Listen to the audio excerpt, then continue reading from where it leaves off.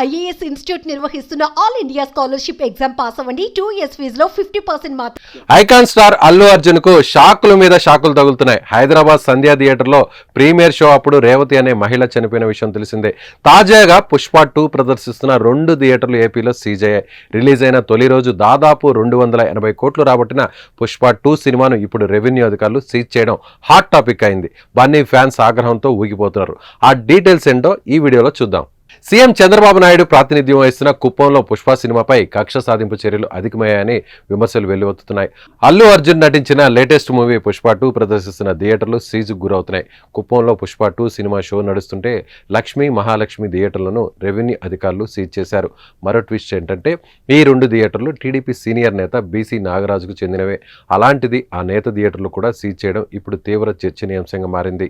లక్ష్మీ మహాలక్ష్మి థియేటర్లను ఎందుకు సీజ్ చేయాల్సి వచ్చిందని ఆరా తీస్తే ఈ 2 థియేటర్లకు ఎన్ఓసీలు లేవని తెలుస్తుంది. రెన్యువల్ చేయించుకోకపోవడం వల్లనే సీజ్ చేయాల్సి వచ్చిందని అధికారులు చెబుతున్నారు. అయితే రెన్యువల్ చేయని థియేటర్లన్నీ ఇలానే సీజ్ చేస్తున్నారని బన్నీ ఫ్యాన్స్ ఆవేశంతో ప్రశ్నిస్తున్నారు.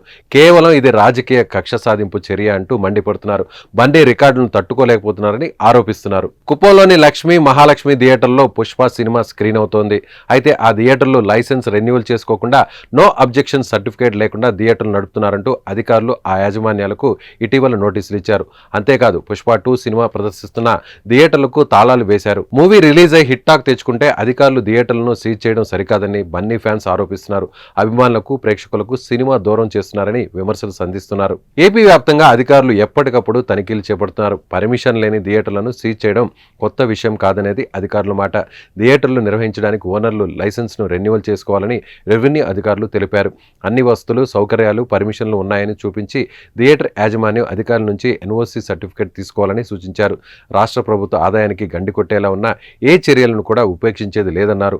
అందులో భాగంగా థియేటర్లో తనిఖీలు చేపట్టి పర్మిషన్ లేని వాటిని మాత్రమే సీజ్ చేస్తున్నట్లుగా అధికారులు తెలిపారు.